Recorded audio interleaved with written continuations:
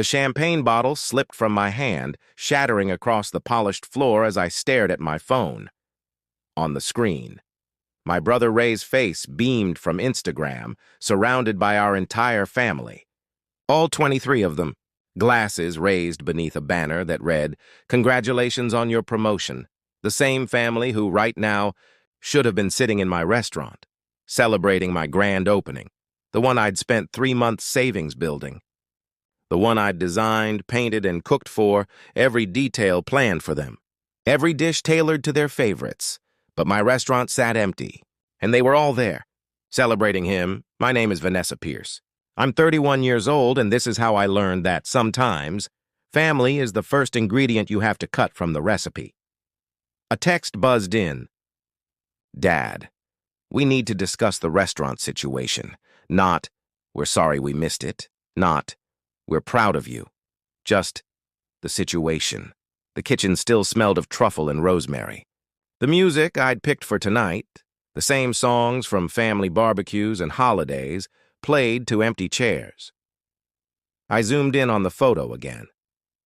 There was Dad, his arm around Ray, Mom wiping happy tears, Aunt Susan cutting cake, the kind that takes hours to order and tucked inside Mom's purse, barely visible, was my handwritten invitation, unopened. They hadn't forgotten. They had chosen. Another notification pinged. "Ray tagged you. Wish you could have been here, sis. Biggest night of my life." My chest tightened. The champagne pooled around my shoes. I didn't even clean it up. Instead, I opened my contacts, created a new group chat, and typed, "Effective immediately, my restaurant is closed to family.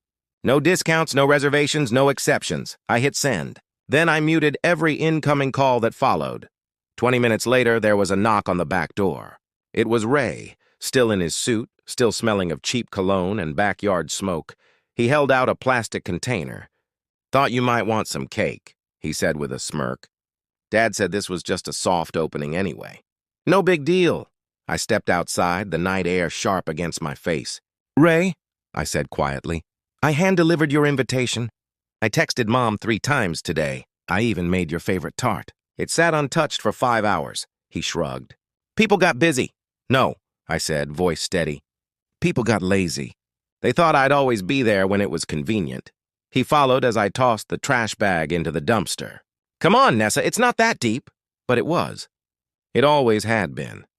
For years, Dad had called me the creative one, and Ray, the smart one. Mom bragged about his MBA but rolled her eyes at my culinary school diploma. This restaurant was supposed to change that. But to them, it was just another hobby. Ray shoved his hands in his pockets. "Look, Dad's actually impressed.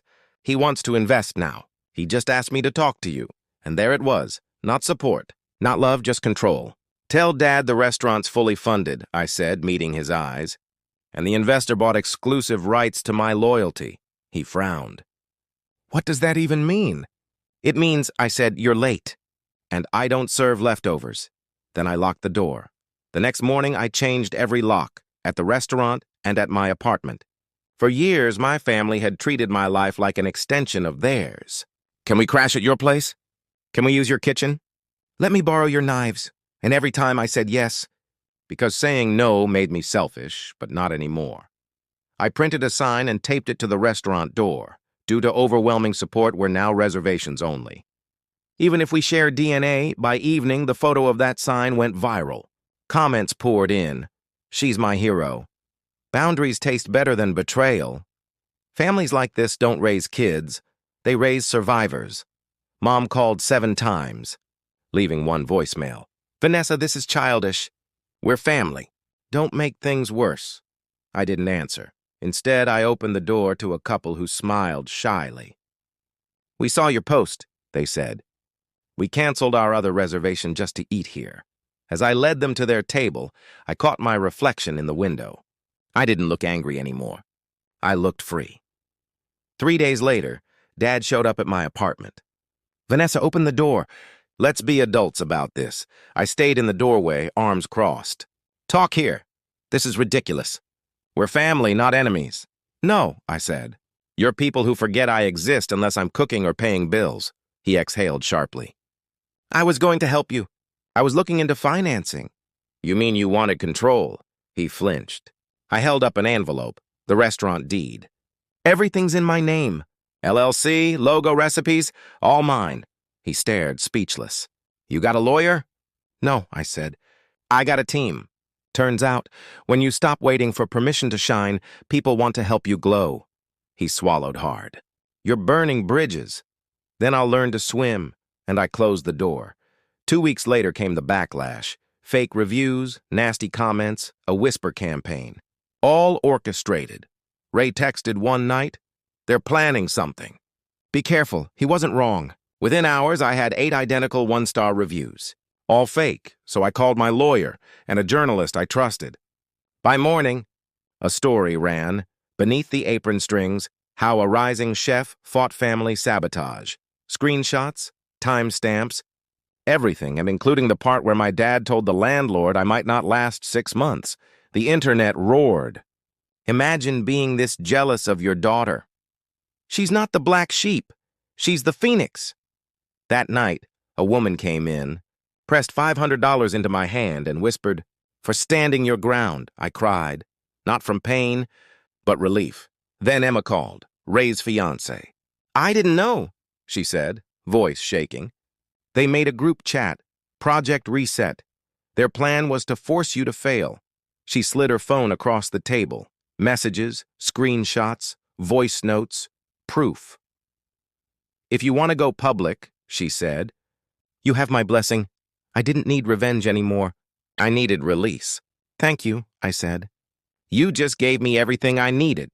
By sunrise, Emma had posted everything herself. The headline read, "Chef's family caught plotting to ruin her career." The world erupted. Supporters flooded social media with Stand with Vanessa. My reservation list booked out for 2 months. My landlord extended my lease. Cuisine Monthly made me their cover story. Dad called again. I didn't answer. Mom cried on voicemail. I deleted it. Ray texted, "I'm sorry.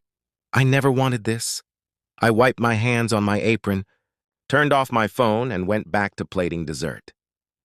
A year later, I opened my second restaurant, Vanessa's Table, staffed by people who'd once been overlooked. Underestimated, unheard. At the grand opening, a reporter asked, "What would you say to your family now?" I smiled. Nothing, because silence isn't empty. It's earned. That night, a young girl came up to me holding her mother's hand. "I read your story," her mom said. "My daughter wants to be a chef, but she's scared."